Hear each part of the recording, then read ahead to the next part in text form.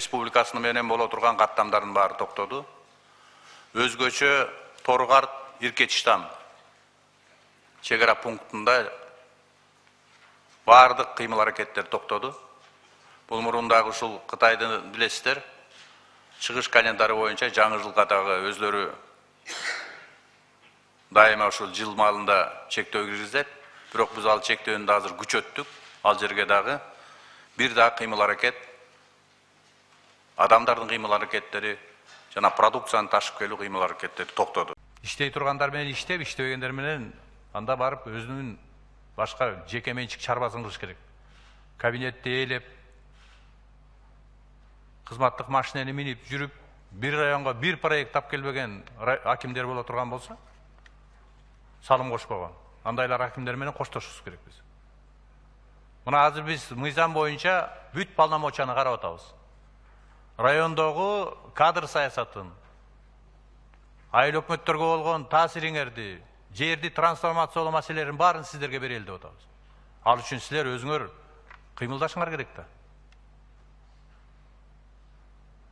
Баарыбыз аким болобуз деп болобуз, элге кандай кылып пайдабызды тийгизип атабыз. Жанагы Тоокен боюнча элдин наразычылыгы болгондо көрдүк акимдердин позициясын. Ызычы чыгарып атканда кээ бирөө кошулуп алып жүрөт ошол жерде акырын. Бизге бирди сүйлөп, элге бирди сүйлөп.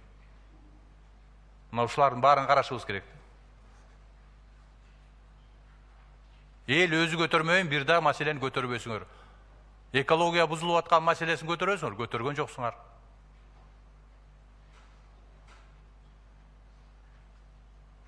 Мына ушулардын баарына Кубат Алчевич мындай ачуу болсо дагы баасын берип, жылдын жыйынтыгын чыгарышыбыз керек. Мухаммед Калдышевич, уруксатпы? Бир маселе. Улукбек Тойчоевич. Биз сунуштарыбызды беребиз, бирок аппараттын немесинден немеде, сиз өзүңүз эрктүү бир неме менен чечишиңиз керек болуп атат да. Мынау бизге каралган, биздин министрликке каралган 5 пункт бар да. Мунун ичинде мынау мамлекеттик каттоодо жок балдар 1276 бала бүгүн күбөлүктөрү жок. 700 баланы бүгүнкү күндө бүтүрдүк. Бирок муну системдүү түрдө чечиш керек да. Маселе эмнеде болуп атат? Маселе бүгүнкү күндө ата-энелери паспорту жок болгондуктан балдары күбөлүк албай калып атат да. Биз сунуш бергенбиз, бирок ушуга чейин өтпөй келет. Бая пропискасына байланбай туруп документтештирүү же паспорттоштуруу ушу маселени чечпесек, алардын пропискасы жок, улам кайра эле төрөлгөн балдар ошо свидетельство о регистрации жок жүрө берет. Ошондуктан бир пункту мына жерде системное решение вопросов документирования, в частности паспортизация боюнча чечишибиз керек да, пропискага байланбай. Ушуну чечип берүүңүздү суранам. Экинчи, мына жаңы конуштагы турган аз камсыз болгон үй бүлөлөр тилекке каршы социалдык камкордуктан бүгүн ала албай келет. Ошону 1-июнда деп планга кирип атат, 1-апрелге деп жылдырсак, себеби бүгүнкү күндө өкмөттүн долбоору өкмөттө турат. Муну чечпесек, бул дагы өтө көйгөйлүү маселелердин.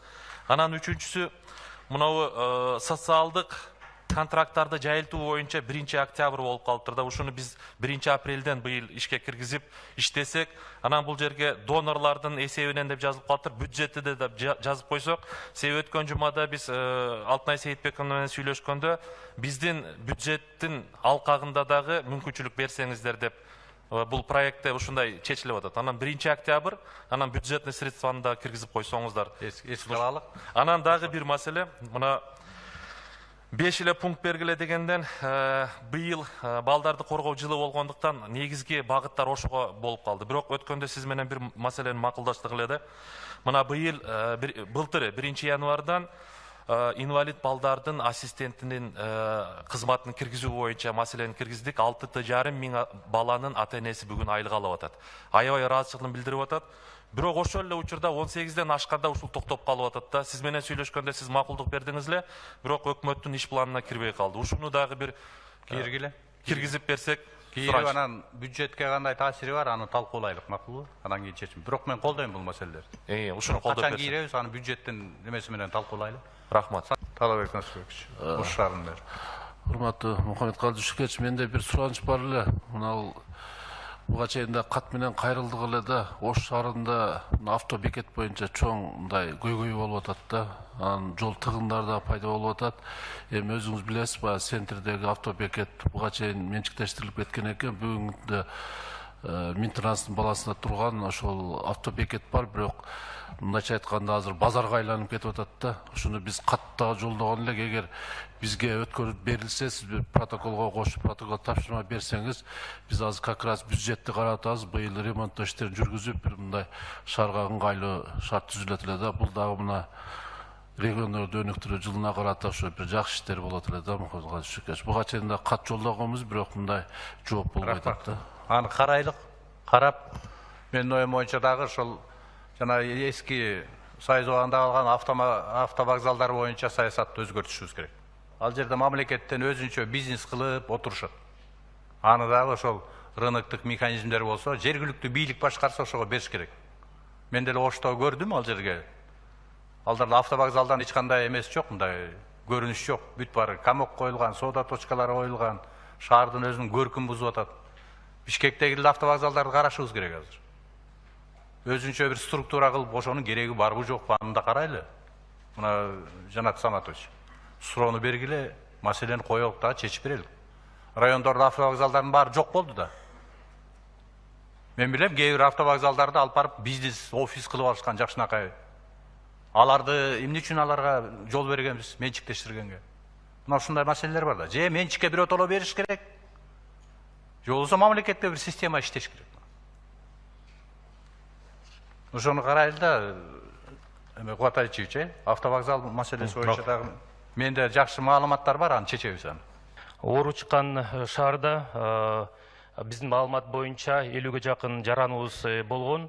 Алардын көпчүлүгү албетте бул студенттер, бирок көпчүлүгү бул шаардан чыгып кетишкен. Анткени окуу жайындагы каникулга байланыштуу көпчүлүгү Кыргызстанга кайтып келишкен, же болбосо Кытай Эл Республикасынын башка региондорунда азыр жүрүшөт.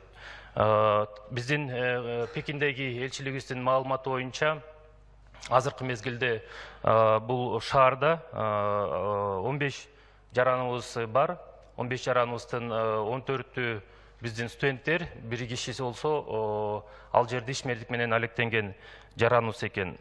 Алар менен биздин элчиликтин түз байланышы бар. Күн сайын телефон аркылуу, интернет аркылуу, электрондук почта аркылуу, жана WeChat, WhatsApp аркылуу дагы байланышып, маалымат алып турушат. Алар дагы өздөрүнүн абалы боюнча, шаардагы абал боюнча дагы кабарларын берип турушат.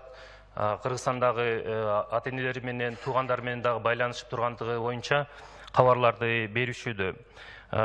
Элчилигибиз болсо аларга дагы күн сайын телефон чалуу менен бирге өздөрүнүн консультациясын берип, Кытай мамлекети менен, Кытай бийлиги менен бул багытта кандай иш жүрүп жатканды боюнча дагы кабарларды берип турушат.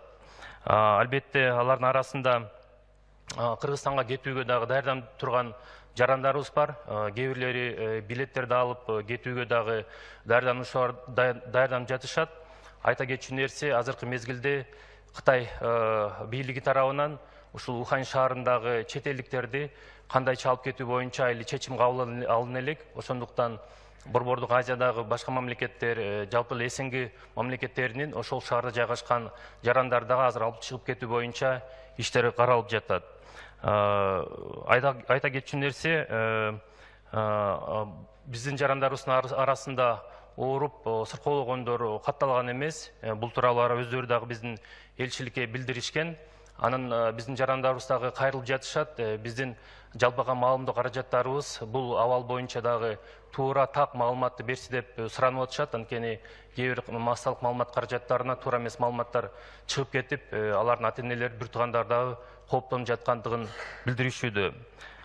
Негизинен биздин жарандарыбыздын чыгып кетишинде бир топ шарттары бар. Мисалы, Пекинден Россиянын бир нече шаарларына авиакаттамдар бар. Мындан тышкары Пекинден, Шанхайдан, Казакстан Республикасынын Нур-Султан шаарына, Алматы шаарына дагы авиакаттамдар бар. Ошолорду колдонсо болот.